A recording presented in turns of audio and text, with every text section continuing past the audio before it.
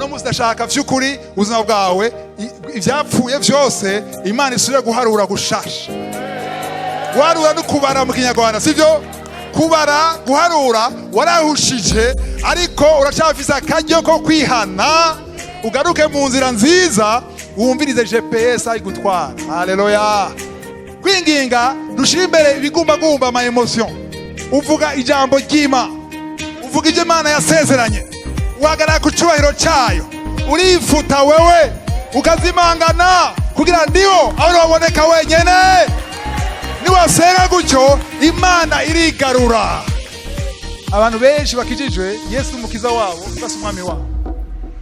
Umwami wabo uruvuga yuko ubuzima bwawe bwose udepanda kuri we, ukonta kuri we, ikibazo cyose ubona we, wizeye we. Nzigana kubera uzi ko ahari umwami wawe afite ubushobozi. Haleluya. Arahari arakuzigama uzironka umugisha. Imana ivuga ati uyu ahwanye n'umutima wanje, uyu ndamunezerewe. Dawudi namusize amavuta, abandi batoye ba Eliyabi n'abavukana oya sibo nkeneye, hariho jewe nirondereye. Imana ishimwe. Hari ukuntu Imana ikunda kunyigisha mu nzira zose sivyo? Jewe inyigisho kenshi ndabaha ahantu hose ndi namara ko ndaronka inyigisho. Inyigisho nigeze kwigisha muri kanguka kera neza ko muri aracenga imyaka 4 ndibaza ine kuva umwaka wa 2016 ndibaza niyo nigeze kuvyigisha kuvyeregeye kurongorwa n'Imana. Abantu bakera bageze kuyumva kurongorwa n'Imana niko ndigisha ngene Imana agira inyigisha gira nagiye ibihugu vy'Iburaya ugiye ni muri train ngene Imana agira yanyigisha ngene natwe turi muri train kandi iyo nyigisho ndabona ko benshi ngaba batayikurikiye ariko mu muri myaka 4 iheze ine hafi 5 iheze hari ibindi Imana agira nyigisha. Haleluya. Nagenda kure ko Imana yigisha muri vyose. Amen. Ahantu hose uri hanze urashaka kubona imisozi ukumva inyigisho. Amen. Urashaka kubona imodoka irenganye ukaronka inyigisho. Amen. Muri 2013 2013 hari inyigisho naronse ntari bwigishe na rimwe muri ubu buryo ngomba kuyigisha no munsi kandi nshaka kuyigisha no munsi ari ubwa mbere. Imana ishimwe. Amen. Hari muri Amerika Imana yanyigisha mu biciye muri technology. Ngenza ko Yesu yoza no munsi kumwe yaza kiyagihe ijya ama parabole imigani agoma tanga imisikoni indogoba no munsi yovuga na WhatsApp yovuga na telefone yovuga na ordinateur kuko yavuga ibintu bumva kiyagihe. Uno munsi bavuze umusikoni abarundi biragora bitahura, bavuze muzabibu ntituvyuma neza nk'abantu muri Israel sivyo?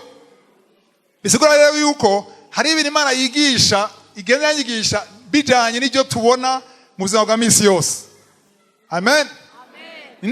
Ndazi ikintu cyitwa GPS cyangwa GPS wamaze kucumva basi bisigura iki? GPS bisigura iki? Azi ko GPS no mu Burundi ikora kandi mubizi urashobora gushiramo adresse yo muri Eglise MK uri mu Kabondo imodoka ikakuyobora ikakuzana gushika ngaha kandi mubizi no ngaha irakora mu Burundi. GPS ni Global Position System yerekana irimo amakarte ngira yo mu isi yose. Rero GPS ikwereka imodoka ikagutuma ushika à la destination.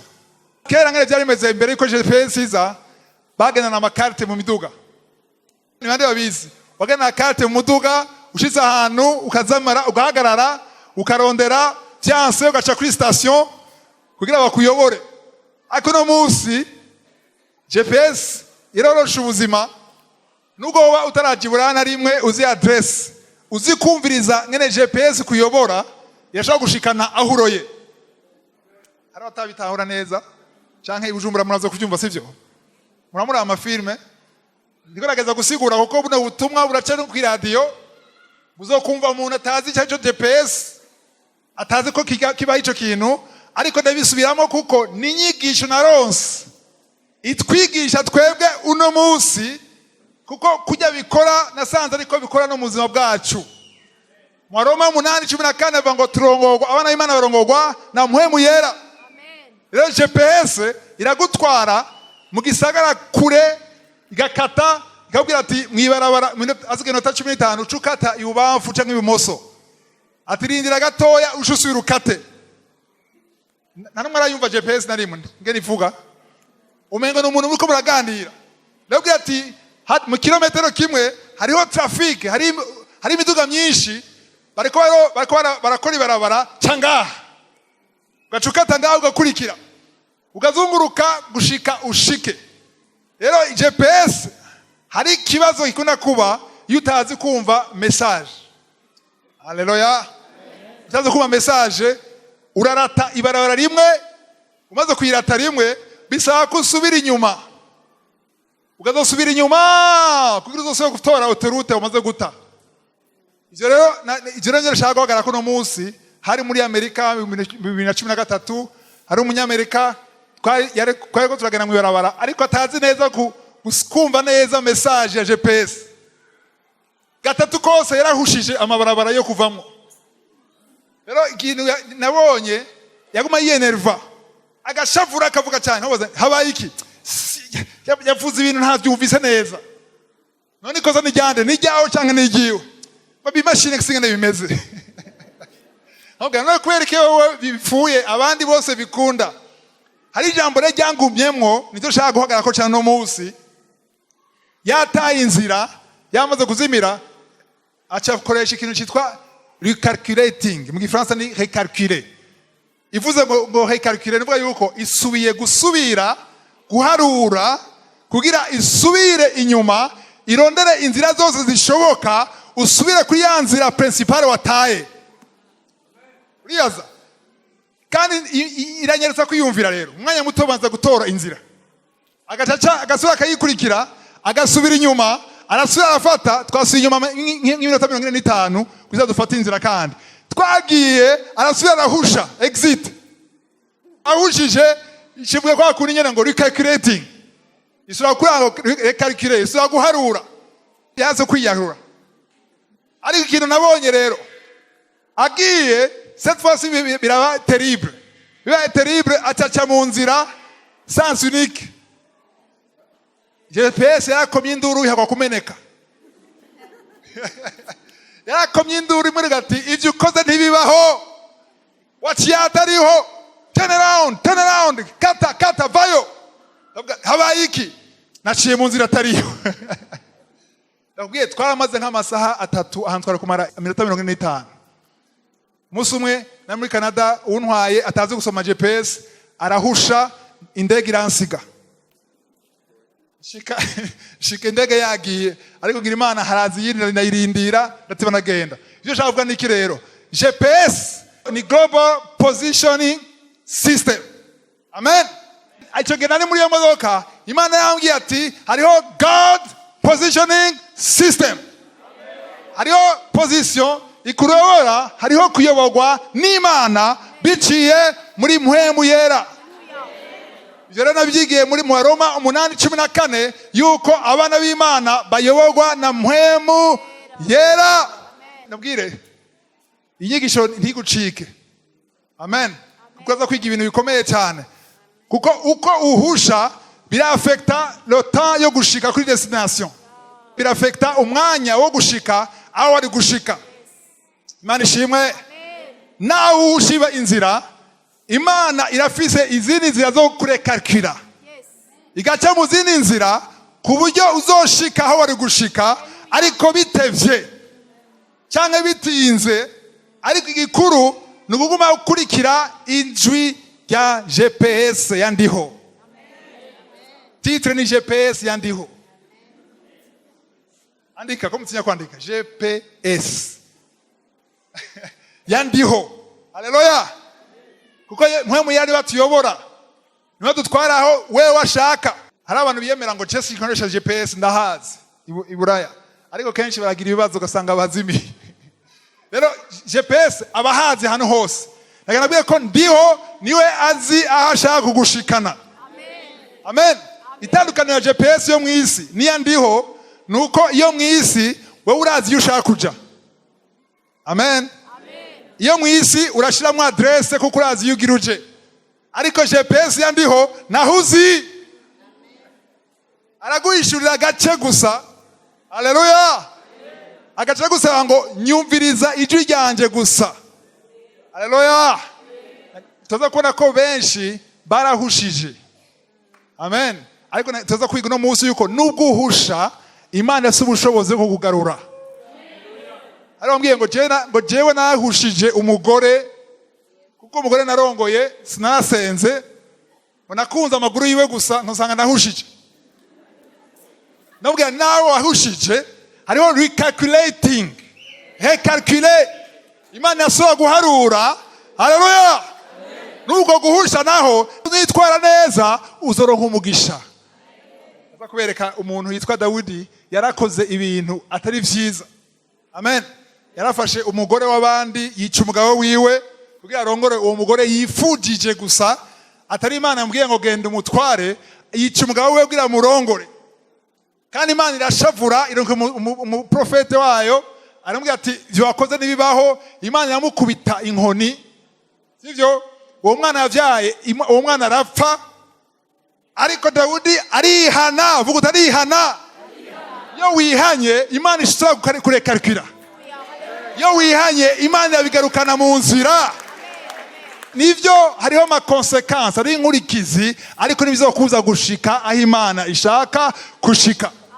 Vuga yuko wahushije ariko uwo mwanya nyene aho uri Imana iri kuriharura ikaruca izindi nzira. Ivyo Imana yakoze gihe Dawidi umwana we yapfa tuza kwibona cyangwa murashobora kuhandika muri Samuel wa 2:12 2 Samuel chapitre 12 verset 24 murongo wa 24 ngo Imana yaciye imuha umwana yitwa nde Salomo. Ariko murongo 24 uvuga ngo Imana ngo yarakunze Salomo. Umwe gusa yavyumvise. Nagira ngo wahushije ibisigaye byose n'umupfumo. Nagira wahushije nta kintu k'Imana iso gukunda. Ariko uwo mwana yavuye muri iyo relation yo guhusha yicaha kubera yihanye. Kubera yafuye cye bugufi akihana Imana cifuta amakosa yose yakoze ikigiragira recalculer. Dasubiramo guharura. Ijambo ry'Imana rivuga ngo iyo wihanye ngo ibyaha byawe ngo bigira nkuko Imana yavyibagiye bitigeze bibaho. Abantu bahushije atari mariage gusa ibyo mwahushije byose. Ariko no munsi urashobora kwihana imbere y'Imana. Amen. Kuvuga uti ndemeye ko ntakubajije, ndemeye ko nakurikiye iguma byanje, ndemeye ko nakurikiye kwifuza, ndemeye ko nakoze bitari ivyo, ariko no munsi ndashaka kwihana. Haleluya. GPS yawe inyobore. Hacavuka Salomo nababwiye umurongo. Havuse Salomo aca aba umwami wa Israeli. Amen. Mbega ikibazo, mbega Imana yarizi abami bazozaho. Yari ibizi izi vyose. Ariko Dawidi kwera yihanye Imana asiye guharura. Calculer. Uno muzi ndashaka vy'ukuri ubuzima bwawe ivyapfuye vyose Imana isiye guharura gushasha. Warura no kubara mu Kinyarwanda sivyo? Kubara guharura warahushije ariko uracafise akaryo ko kwihana ugaruke mu nzira nziza wumvirize GPS ari gutwara. Haleluya. Hari umumarayika ari kumwe nawe. Munezerewe? Hari umumarayika ari kumwe nawe. Hari umumarayika ari kumwe nawe. Nimba warakijijwe, nimba wizera Yesu kiza umwami n'umukiza wawe, hari umumarayika ari kumwe nawe. Mu Heburayo 1:14, Hébreux 1:14, muri abamarayika bari au service des saints. Bajana namwe anyene bari kumwe nanje ntimubabona. Aha barahagaze ngaha bari kumwe n'abakijijwe bari ngaha bari ngaha abakijijwe bose ngaha hari abamarayika bari ku ngaha. Muratangaye. Barahari. Ushaka ngira nga senge kumana sengera Gehazi. Mana igura amaso muwabone. Barahari. Barahari. Abizera bagire gutya. Haleluya. Abamarayika barahari ntimubabona. Ariko abantu bagira ubuntu. Gasome Mose yagira ubuntu kuko Imana yamuhaye abamarayika. Marayika baravugana akamwumva gutya. Akamubwira ati kata ngaha uri heze ntutsitare kata bandanya komeza zunguruka. Tusome muri Kuvayo 23:20. Exode 23 verset 20. Ngira ntume umumarayika imbere yanyu. Abazigame mu nzira abashikane aho nateguye. Subiramo kantu kanyuma. abazigame mu nzira abashikane aho nateguye. Abazigame, abaproteje, suko bazigama. Abantu benshi bazo ngo bamareka no kuzigama ngo kandi abagire gute? Abashikane aho nateguye. Hari ahantu Imana yateguye ku buzima bwawe. Hari aho washitse naho utarashika. Ariko kugira uhashike hariho umumarayika kugwanirira kuko ari impwemu mbi zikubuza gushika aho hantu. Ariko zo mpwemu mbi kugira zineshe kuronka umumarayika wandiho agushoboza gushika aho yaguteguriye. Amen. Wow, wandanye murongo wa gushaka 21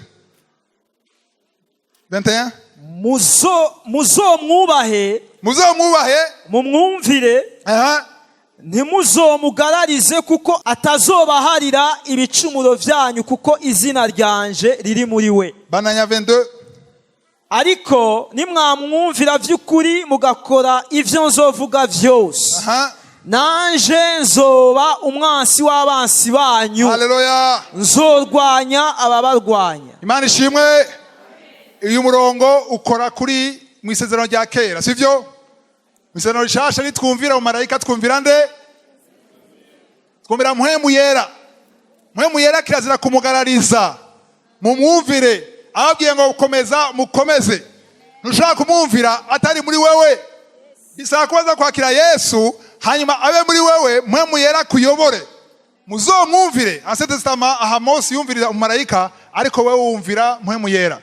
Anshaka kubwira abantu bamwe bavuga ngo turaganira n'umumarayika wanje, sivyo? Indaganira nawe aravuga ngo mbere kuryama ndamusezera ngo byose namuramutsa. Iyo doctrine si jambo ry'Imana, sivyo?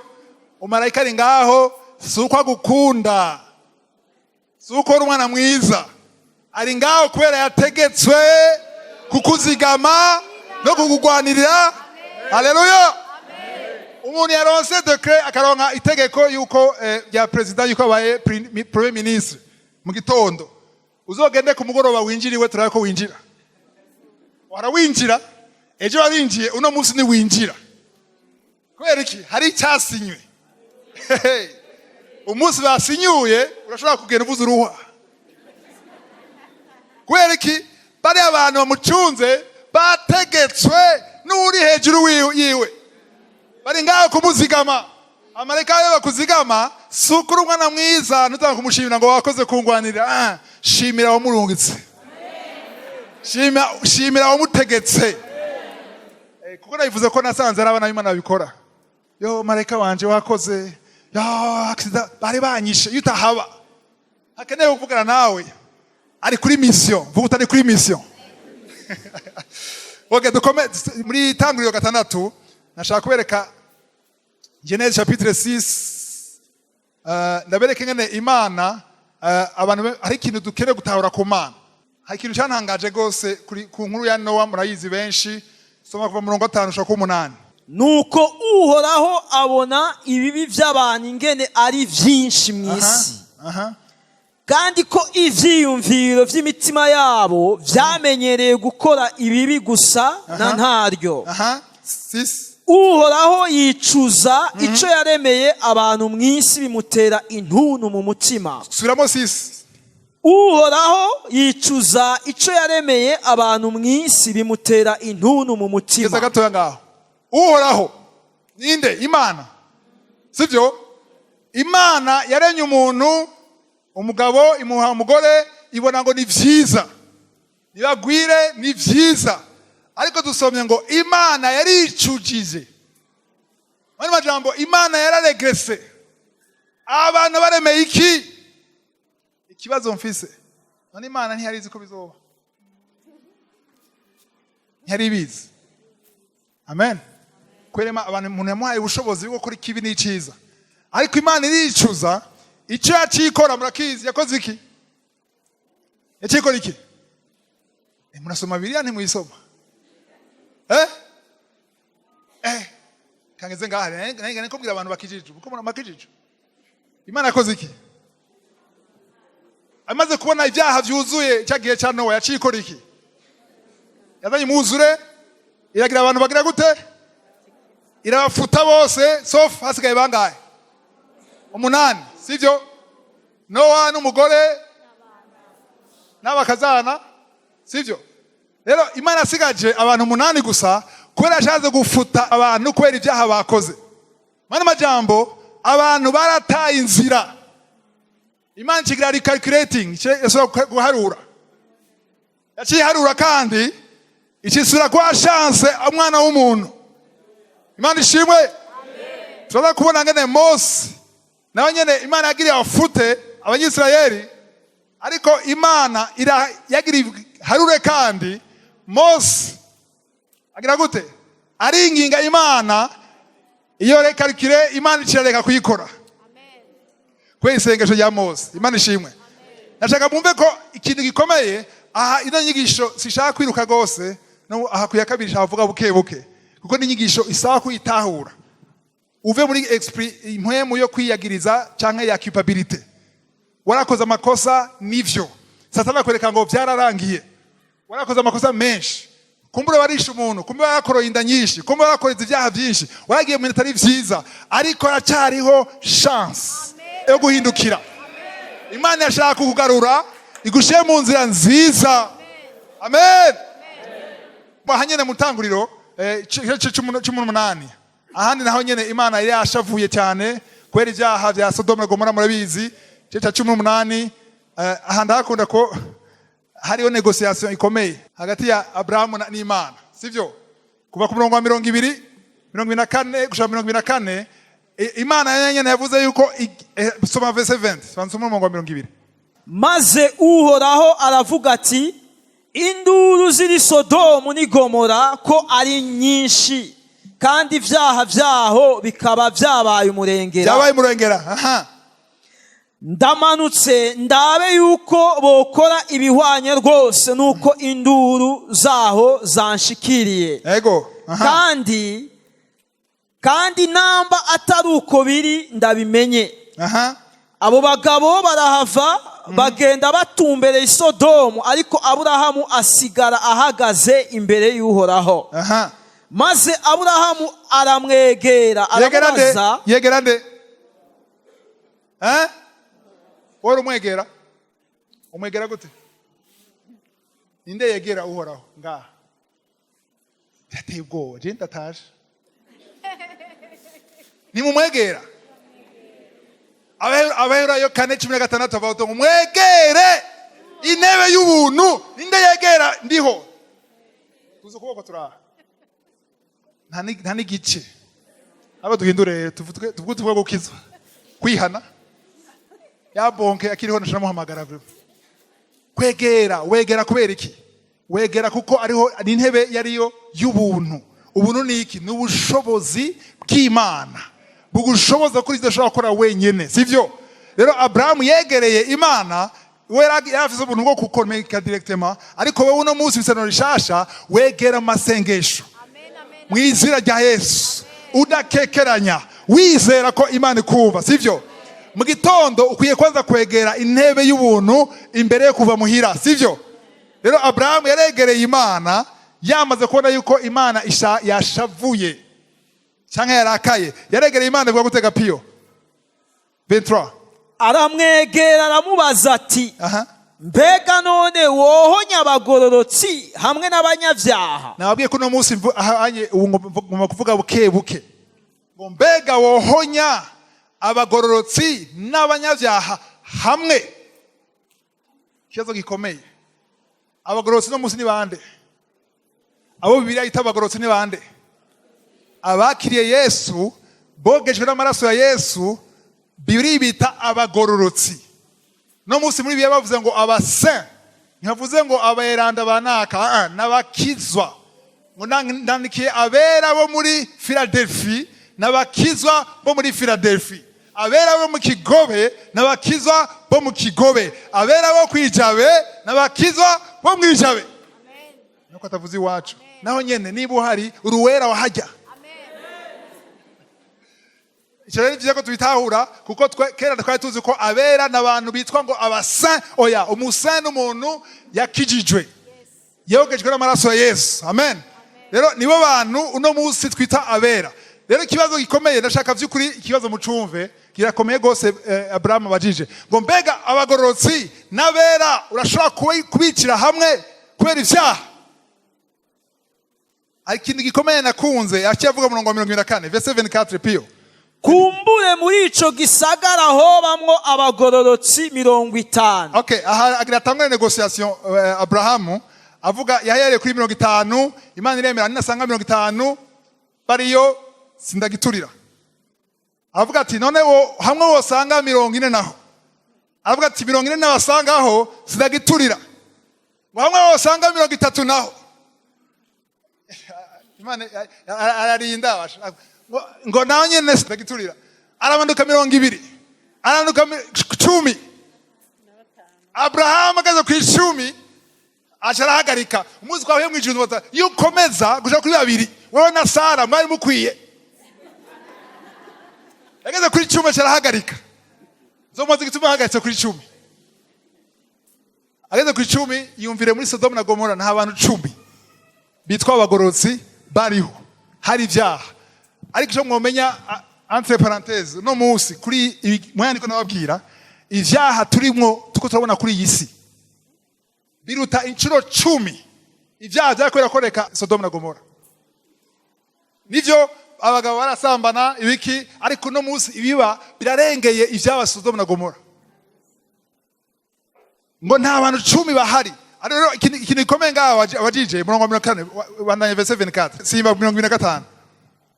Mumvize neza ijambo rikomeye agira avuge 25 abwiye kubunye no kwigisha ngenda bukebuke verse 25 icoma ntukihore ntiwicane utunganye n'umunyavyaha maze abatunganye n'abanyavyaha bagaheza bakaringanira icoma bikaba kure yawe none umucamanza w'isi yose ntiyokora ibitunganye. Mwumvise amajambo ngavyise neza mu Gifaransa ngo faire mourir le juste et le méchant. Umunyavyaha n'umugororotsi kugira ngo bose baronke igihano kimwe.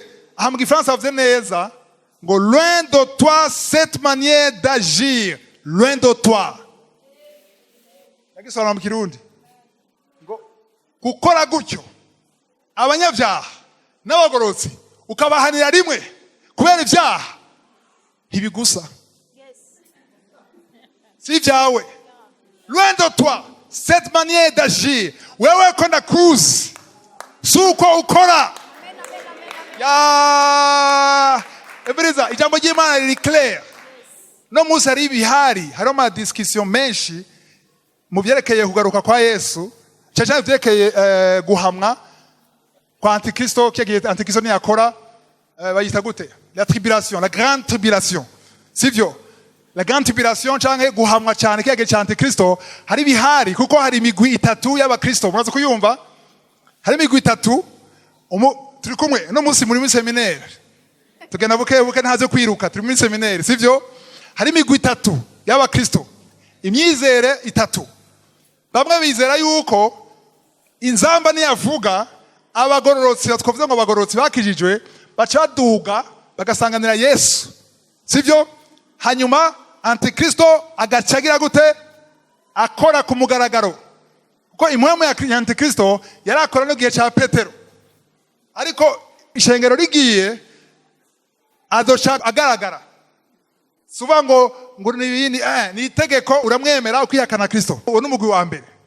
Umugwi wa kabiri nawo uvuga yuko ishengero canke abagorotsi bazoca muri grande tribulation canke guhamwa umwanya muto apana myaka 7 yose. Uwo n'umugwi wa kabiri. Umugwi wa gatatu nawo uvuga ngo uvuga yuko ishengero guhamwa myaka 7 yose bizoba n'abagorotsi bari hano. Antikristo azoza n'abagorotsi n'ishengero riri ngaha vyose bikaba inyuma y'iyo myaka 7. Mashengero kwisi naho kuri YouTube hari iyo migwi 3. Mani shimwe. Rero jewe mpagara ku majambo ndiko nasoma mu kano kaye. Wewe suko ukora. Yes. C'est pas ta façon d'agir. Yes. Wewe wamye urokora ubwoko bwawe imbere yo kugaragaza uburake bwawe. kuri Nowa warabikoze, kuri Sodomu warabikoze. Uko yakora kera niko akora no munsi. Ivyo se nabivuga je nyene ari umurongo ndashaka pia bararondera ndabereke ko misezerano rishasha naho nyene ko bigenda. Petero wa kabiri cye cya kabiri umurongo w'icenda agomba kubereka yuko uko Imana yakora kera, sije ko nabivuga gusa, ni Petero akora bivuga uko Imana yakora kera nuno munsi niko ikora. Akajambo yavuze Abraham nagakunze ngo wewe mbega yakoze Imana ngo mbega wowe ufata abagorotsi n'abanyabyaha ukabashira kuri nivo imwe ukabahushura ukabaturira bose. Mana woko ndakuzi so kukora. Amen. De Pierre chapitre 2 verset 9. Nawe hera haruguru gatoya kuri karagaciye nk'umugabo nivyiza ko tubitahura. Hera ku murongo w'indwi. Murongo w'indwi. Karokora Loti. Umviriza yararokoye Loti umugororotsi. Umvise Loti nde? Nuvuga imbere yo kugaragaza jugement yabanje kurokora Loti. Bandanya umugororotsi. Loti umugororotsi yababazwa cyane n'ingeso z'isoni z'abatirinda. Umunani.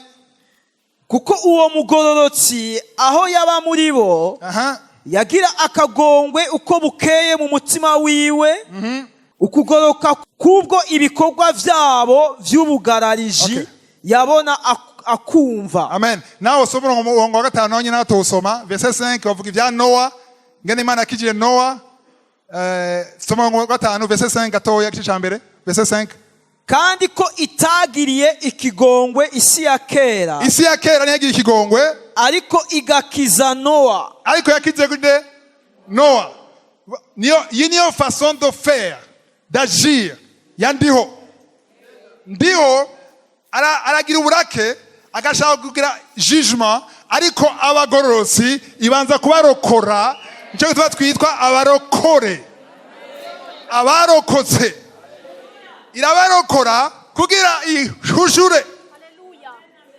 Nicyo gituma no munsi bashaka kurokoka ntutawe utabwaye n'umukozi w'Imana uje kuri liste bazorokoka. Amen. Sitera bwoba nukuri kujambo ry'Imana. Ukuni kukora wewe ta façon d'agir. Abraham gati su kukora samare mu gucenda ubirize verset 9. Aho nyene muri Petero wa kabiri. Umwami Imana arazi gukiza abamwubaha. Haleluya. Ibibagerageza. Bandanya. No kubikira abagabitanya guhamwa ku munsi w'imanza. Ngo Imana yacu, umwami Imana yacu irazi kurokora cyangwa kubohora, délivrer de l'épreuve les hommes pieux. Abagorotsi Imana yazi ngene barokora. Amen. Rero wewe niwe uzohita mu byo wemera. Nimurindiye kuzohushurwa n'abandi ni wewe. Ariko jenzi yuko Imana izobanza gutora ishengero. Kuko ndavyemeza kubera iki? Kubera mu Thessalonika ba kabiri murongo wa ice ca kabiri murongo w'indwi. 2 Thessaloniciens chapitre 2 verset 7. Baravuga ko Antikristo wa mubi ngo ikimubuje kuza, ce qui le retient, icyamuzibiye nyanakivuze murakizi. Cyawuje Antikristo kugaragara murakizi. Nigiki cyamubujije? Ishengero riracahari.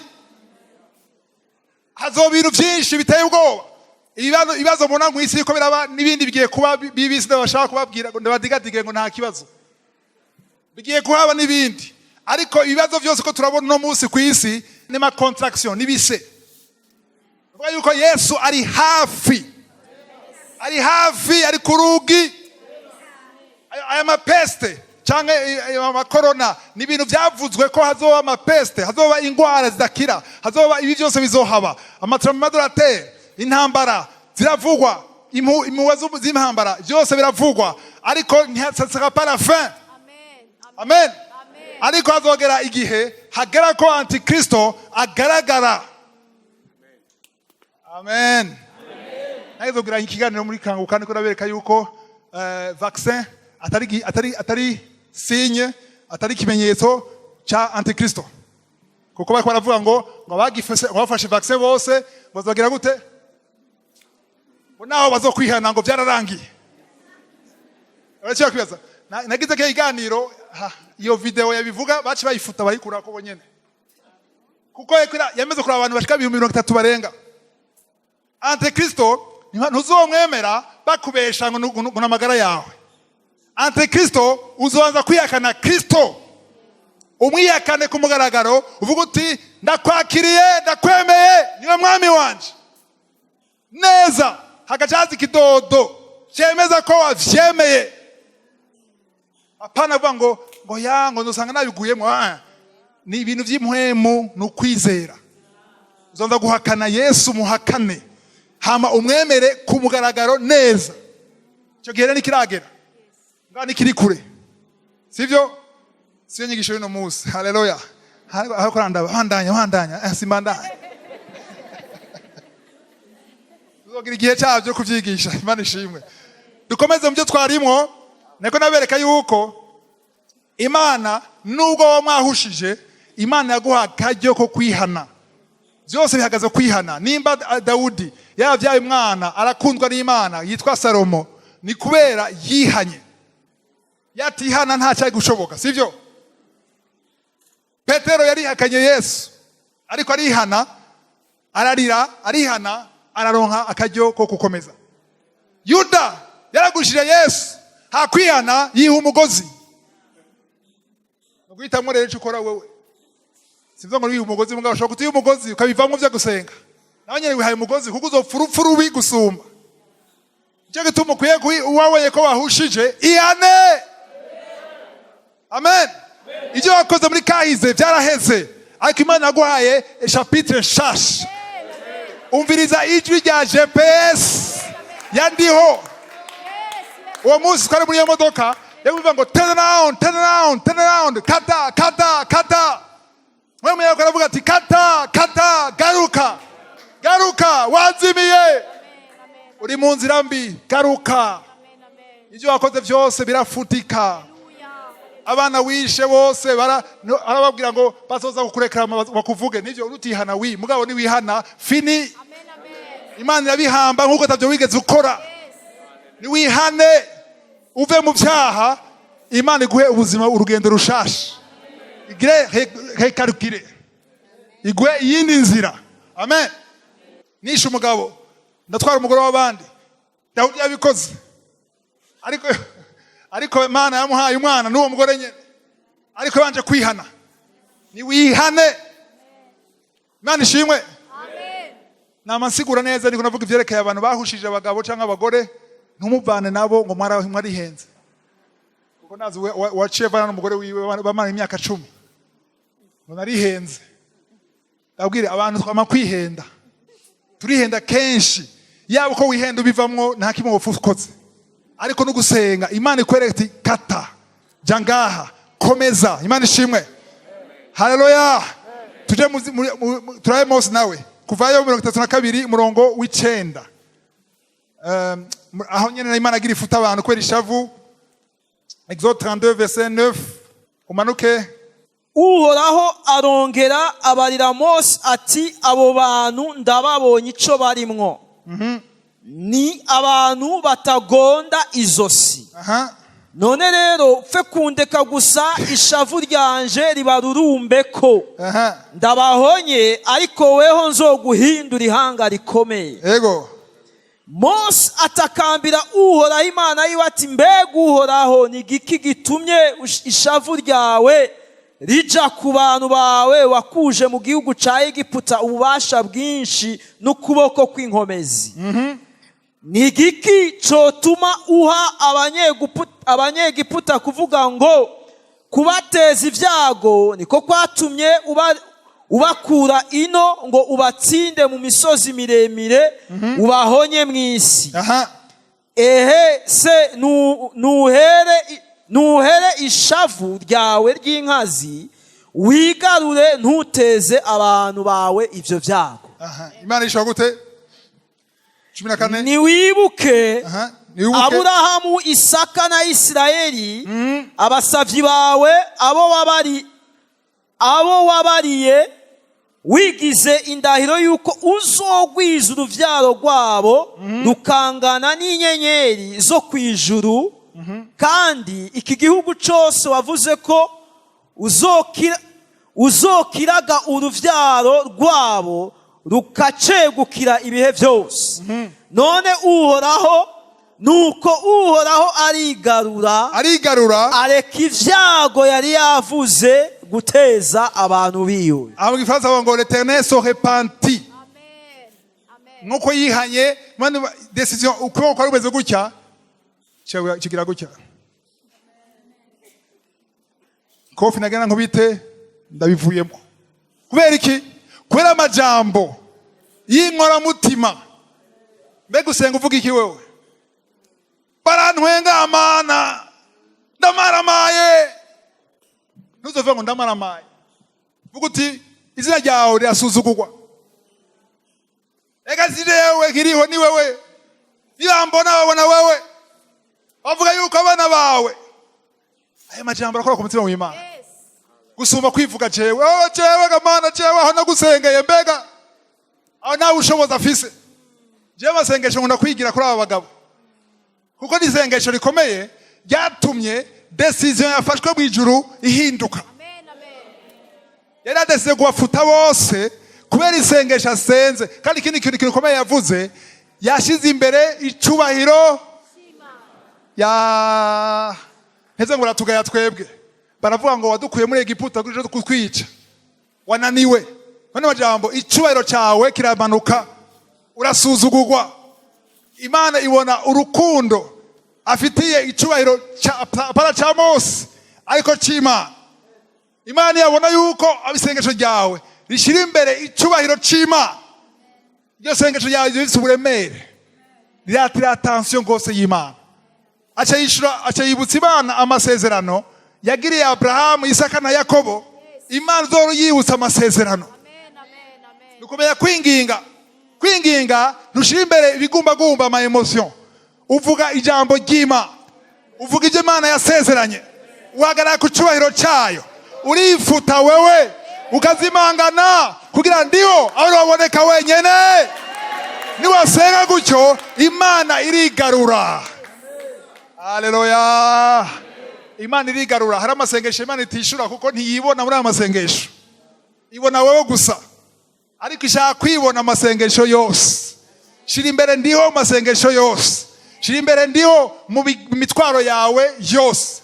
Ni ugwaye urabara Mana ino n'inzu yawe, si ingwara, si inzu ya kanseri, si inzu ya sida.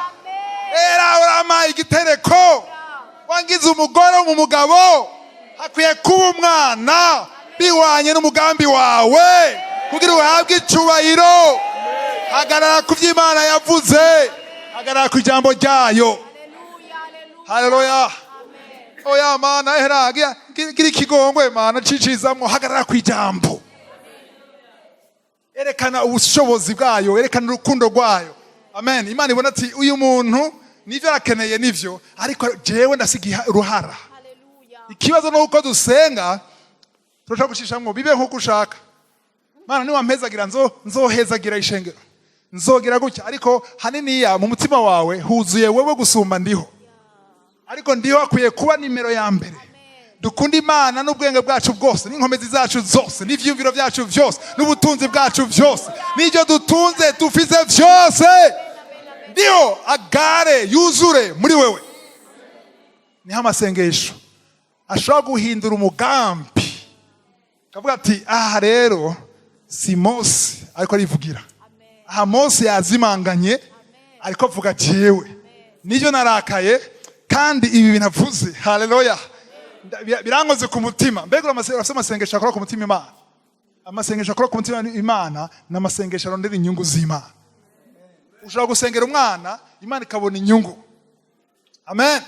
Witwa Hana yarasenze niwa umwana ndamusakrifya buwawe kandi aciba umwana. Imana ishaka kubona inyungu zayo. Niwa mpezagira ndashaka ko nawe abayo wa mbere uronka nimero ya mbere, uronka icubahiro imbere y'iki wanje. Hindura amasengesho. Amen shimwe. Rero ahantu harakomeye cyane yuko Imana acihindura ishasura guhekalkula. isura guharura. Abantu bose bagira bapfe baba bararokotse kubera isengesho ry'umuntu umwe. Mbere ko isengesho ryawe rishobora kurokora igihugu, yashobora kurokora umuryango wawe, yashobora kurokora ababana nawe, ababanyi bawe, yashobora kuronka umugisha kubera wewe. Kubera isengesho ryawe ryakoze kuri ndiho, nuvuga yuko ndiho manutse n'abakwegereye bose. Isanduku y'isezerano yagiye mu nzu y'umugabo witwa Obed Edo, agiyeyo ngo ibiri muri iyo nzu.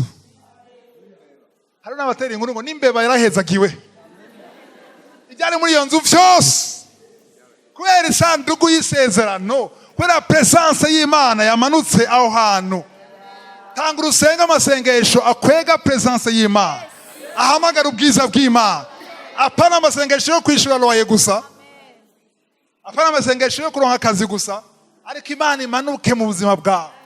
Igihe cyose usenga utanga uruhamagara Imana, wature n'akanwa kawe mu nzu yawe habishimwe. Urekuzuza inzu yawe n'imyidodombo, ariko wuzuza amashimwe. Amen. Ayo ni amasengesho akora ku mutima w'Imana.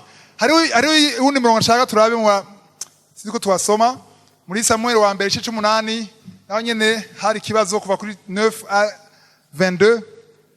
Nitwasoma hose Samuel wa mbere 18 n'amajambo akomeye. Nabwiye ko no Musa ari inyigisho ikomeye, kuko mu mugambi w'Imana, mu vyateguye Imana, mu vyateguye kera. Amen.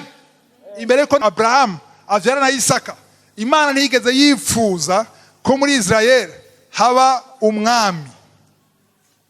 Ibishasha kuri mwebwe bamwe, Imana yifuza ko haba umwami muri Israel. Imana yashaka kuba umwami wa Israel. Nk'uko no musi Yesu ashaka kuba umwami wawe. Ariko benshi baranka ko Yesu ababera umwami, bakagira abandi bami mu buzima bwabo. Amen. Shobora oya, cewe ni Yesu wenyene. Uzigute ko yari Yesu wenyene. Mbega iyo abaye ikibazo, urizera Yesu cyangwa wizera tonton, cyangwa wizera grand-père, cyangwa wizera directeur wawe, patron wawe ku kazi, cyangwa wizera promotion ko iva kuri patron wawe? Niba Yesu ari mwami wawe, ubuzi ko na promotion ari Yesu ayiguha. Niba wizera ko uzoronka umugabo kubera ubwiza bwawe, nuvuga yuko ubwiza bwawe bwagucikiye umwami wawe. Ariko niba wizera ko umugabo uzoronka ni kubera umwami wawe Yesu, birosho vuga ngo ndakwakiriye umwami n'umukiza. Abantu benshi bakijijwe Yesu n'umukiza wabo, mugasa umwami wabo. Umwami wabo uruvuga yuko ubuzima bwawe bwose udepanda kuri we, ukonta kuri we, ikibazo cyose ubona we, wizeye we. Nsigana kubera uzi ko ahari umwami wawe afite ubushobozi. Haleluya. Arahari, arakuzigama. None Yesu umwami wawe, Imana ashaka kuba umwami wa Israeli. Yari ishusho y'ibyo tuko turimo no musi. Uno musi Imana ishaka ko ugira uwundi mwami, nikuvuga mu buryo bw'impwemu, sivyo? Imana ishaka kugira uwundi mwami akuganza mu buzima bwawe. Yesu ashaka kuganza wenyene. Amen. Haleluya. Ahantu birababwiye Samuel 8 icyabaye, balance Abanyisraeli balance batuma Samuel ngo dushaka ko Imana tubere umwami, dushaka kugira umwami. Ngo kubera ko mushaka kugira umwami, Samuel 8:7-22, ngo dushaka kugira umwami nk'ayandi mahanga.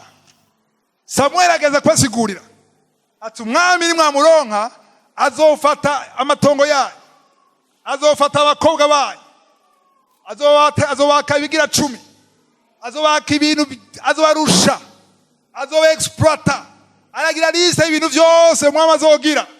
Ahejeje aziko bagondo ngoya dushaka umwami nk'ayandi mahanga. Imana abwira Samuel iri desi buke igire Samuel, bareke siwe bagararije, siwe banse jewe, banse ko nababera umwami. Genda ubaha ibyo bashaka byose. Imana igira recalculer, isura guharura. Munyumviriza neza, isura guharura cyangwa kubara ica yonyene iratora umwami yisunze ivyo basavye. Icyo umwami yitwa Sawuli, ariko naganabwira ko Sawuli ntiyari mu byo bita le plan parfait, ntiyari umugambi w'Imana ko haba Sawuli hejuru y'ubwoko bwa Israeli. Imana yabikoze kuko bagararije. Rero iyo bamaze kudadaza, sindekura, ndamushaka, ariko Imana ivuga ati twara. Mugabo inkurikizi zirahari. Amen. Ariko abantu bihanye, Imana yuzuye imbabazi. Haleluya.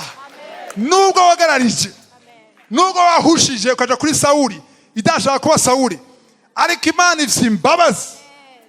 Hageze igihe Imana bagira imbabazi, irabaharira. Ibahariye ikibaha uwundi mwami ahwanye n'umutima w'Imana. Ye! Hari abantu muri kano kanya bari munsi y'ubwami bwa Sawuli mu buryo bw'impwemu. Nimwihana irabaha Dawudi ahimbaza Imana, atazira Imana imuzu zigakoroka, kuko yatahuye ko ari Imana ari vyose. Ariko gira Dawudi aze mu buzima bwawe bisaba ko wihana. Amen. Sawuli yakoze amakosa menshi. Imana atanze Sawuli itanezerewe, atari babizi ngo bimenye. Yatanze Sawuli iri desu, yababaye. Ntuzuronke ikintu witawe w'umugisha, ariko Imana kiguhaye itanezerewe, kuko wose umugisha hari inkurikizi zizomera nawe. Uzuronke umugisha, Imana ivuga ati uyu ahwanye n'umutima wanje, uyu ndamunezerewe. Dawudi namusize amavuta, abandi batoye ba Eliyabi n'abavukana, oya sibo nkeneye, hariho jewe nirondereye. Dawudi yarateguwe, Sawuli ntiyateguwe, ariko Dawudi yarateguwe. Amen. Ndakuzavye rero nturindira ama etape ya Sawuli, Dawudi ntuyajeko, ironderere gusa. Ndiho akubera umwami. Uze kubwira Imana ati jewe ubu rero sishaka Sawuli, sishaka Dawudi, shaka wewe. Wewe gusa umbera umwami. Ye! Ye! Oh, ye! Biraryoshe yo ndiho akubereye umwami wawe. Biraryoshe yuko bagusuzuguye, bagutaye, wewe ukaraba hejuru, hakuraba hariya, hakuraba imisozi, uraba hejuru. Umufuko uragaragara, muri konti nta kiriyo, ariko ndiho afise vyose, ashobora vyose, avuga rimwe gusa. Cya gitukura cyarugurutse, cyarugurutse. Nibatambutse mu bishanga, batambutse ahantu humye, babaza kurenga acarugara. Abakurikiye nabo batwagwa, barapfa. Kubera iki? Imana ishaka icubahiro muri byose. Reka ndiho akubera umwami. Ibyahushije byose GPS yiwe izogarura. Mwemu w'Imana, Mwuka wera, je mukundira arongorera nta forsa, arakongorera ati garuka ihane. Twakumbaza ngo none nihana nza kumumva gute? Oya, wewe gusa niwirekure akuyobore. Nimba uciye bugufi kandi ushaka kubera umwami, umuryango wa fo Imana izowugara. Kandi yuni ugarika nuze widodombe uvuga Imana ndagushima kuko nasenze mu gitondo, ndavuga nti bitari byawe vyugarike, ko birinze vyugarika nasenze nadugije ishimwe, wanyumvise n'umugambi wawe. Ye! Nakunda gose yuko iyo wavuye mu gitondo bivana nyene wizeye, biravuye. Wazindutse mu gitondo muri ambassade interview, barakwimye manu randesevye, wasenze gute mu gitondo? Wasenze gute mu gitondo? Kumbura wasenze urondera Sawuli. Oya shaka umwami, oya shaka kumera nk'abandi, oya abandi baragenda baraturukira ama selfie, ama statue, turabona abantu heza bafite amadolari, barakubesha. Genda uvenge Imana, nimba aho ushakira GPS yawe ushaka muri kiriya gihugu bicemo. atari ibyawe navyo vyugare. Anamubwira byukuri wo kwidodoma gute?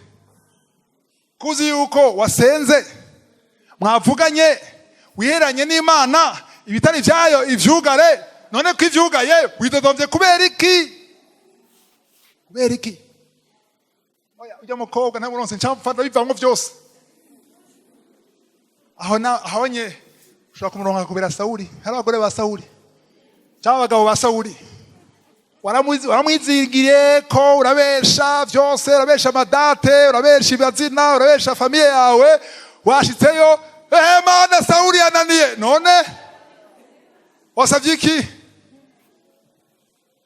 Kandi niyo wasanga wahushije muri mariage ukihana, hariho recalculer. Recalculer sundi mugoga ucuronka ugumana iyo nyene. Ariko Imana iracira inzira ahari hari birura hakaba ibisosa bifata umwanya, ariko izofata umwanya. Vuga amen. Umwanya amen shigenda umwanya ntiwashaka, birafata umwanya. Vuga amen. Birafata umwanya, umwanya wo kwihangana, umwanya wo gushindiriya, umwanya wo kunyinyirwa, wizeye ko wahariwe kandi Imana izomuhindura, nawe bikaguhindura ukamererwa neza, amakofa agahera, ukuvanganya bigahera. Recalculer harimo ubushobozi bwa NDIHO guhindura. Nimba umuntu nka Farawo Imana yashoboye kumukomantaza umutima ukaba nk'ibuye, hama iyo Mana nyene ikashoboka ufungura ikaworosha, uwo mugabo wawe ni iki atofunguka? Kubera iki atofunguka?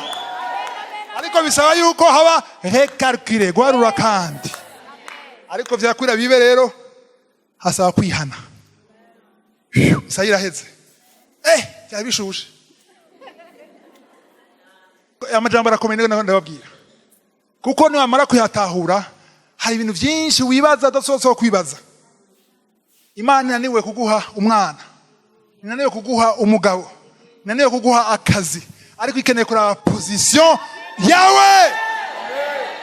Ikindi kintu nagiye kubabwira nuko mwanya uza gushika kenshi uvana na position urimo, sivyo? Amaze gukoresha GPS ayizi, GPS rakwereka ati urashika muri 30 minutes cyangwa 40 minutes, bivana naho uhagaze.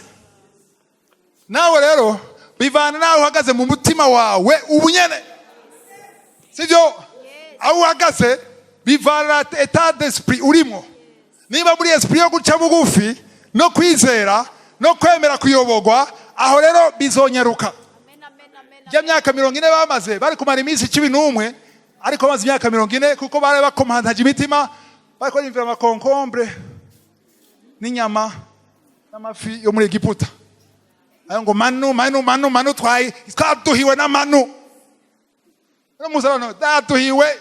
Okay, ndafite umugabo none, ndafite umugore none, cyabini nyene naharambiwe. Ariko nashaka wihane. Turarangije sivyo? Mani shimwe. Kona mbashimana kujambo. Amen.